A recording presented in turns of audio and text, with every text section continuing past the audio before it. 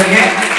ಈಗ ನಮ್ಮ ಶಾಲೆಯ ಹಿಂದಿ ಶಿಕ್ಷಕರಾಗಿರ್ತಕ್ಕಂಥ ಶ್ರೀಯುತ ಬಸವರಾಜ ಗುರುಗಳು ಉಳಿದ ವಿದ್ಯಾರ್ಥಿಗಳು ಎಲ್ಲರಿಗೂ ಅವರೇ ಪುಷ್ಪಗುಚ್ಛವನ್ನು ಕೊಡುವ ಮೂಲಕ ಸ್ವಾಗತವನ್ನು ಮಾಡಬೇಕೆಂದು ವಿನಂತಿಸಿಕೊಳ್ತೇನೆ. ಜೋರಾದ ಚಪ್ಪಾಳೆ ಬರಬೇಕು.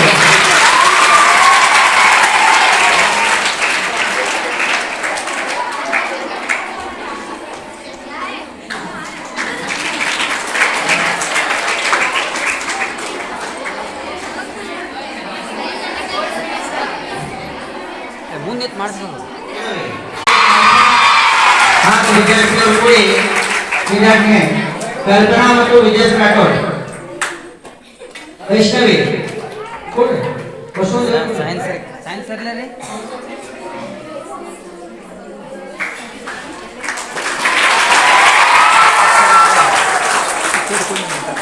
ಪುಷ್ಪಗುಚ್ಛಗಳ ಮೂಲಕ ಆನಂದರಿಗೆ ವಿದ್ಯಾರ್ಥಿಗಳನ್ನು ಸ್ವಾಗತಿಸಿದ ಎಲ್ಲ ಅತಿಥಿ ಮಹೋದಯರಿಗೆ ಧನ್ಯವಾದಗಳು.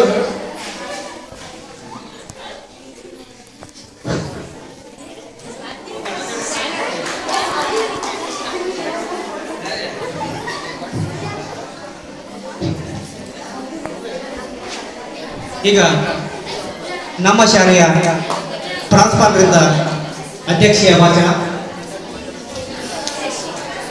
ನಮ್ಮ ಶಾಲೆಯ ಪ್ರಾಂಶುಪಾಲರು ಒಂದೆರಡು ಅಧ್ಯಕ್ಷೀಯ ಭಾಷಣವನ್ನು ಮಾತಾಡಬೇಕು.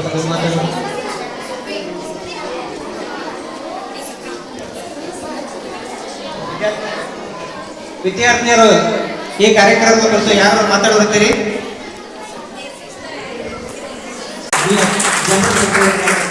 ಕುಮಾರಿ ಪದ್ಮಾವತಿಯವರು ತನ್ನ ಕಾರ್ಯದ ಬಗ್ಗೆ ಒಂದೆರಡು ಸಂಕ್ಷಿಪ್ತವಾಗಿ ಮಾತನಾಡಲು ವೇದಿಕೆ ಕೊಡ್ತಿದ್ದಾರೆ.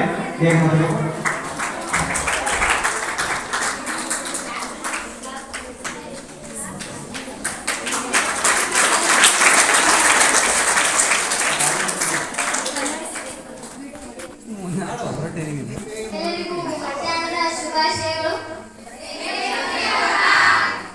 ಮತ್ತು 6ನೇ ತರಗತಿಯವರ ಸ್ವಾಗತ ಕಾರ್ಯಕ್ರಮ.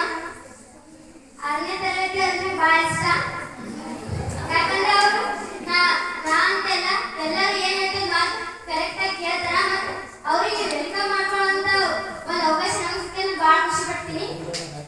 ಮತ್ತೆ 6ನೇ ತವರ ಬಗ್ಗೆ ಹೇಳ್ಬೇಕಂದ್ರೆ 6ನೇ ತವರು ಅವರಿಗೆ ಹೂ ಕೊಟ್ಟು ಅವ್ರಿಗೆ ಸ್ವಾಗತ ಮಾಡ್ಕೊಳ್ಳೋದು ಉದ್ದೇಶ ಏನಂದ್ರ ಆ ಹೂ ಹೆಂಗ ಅರಳ್ತಾವಲ್ಲ ಹಂಗೆ ಅವ್ರ ಜೀವನ ಮುಂದೆ ಅರಳತ್ತ.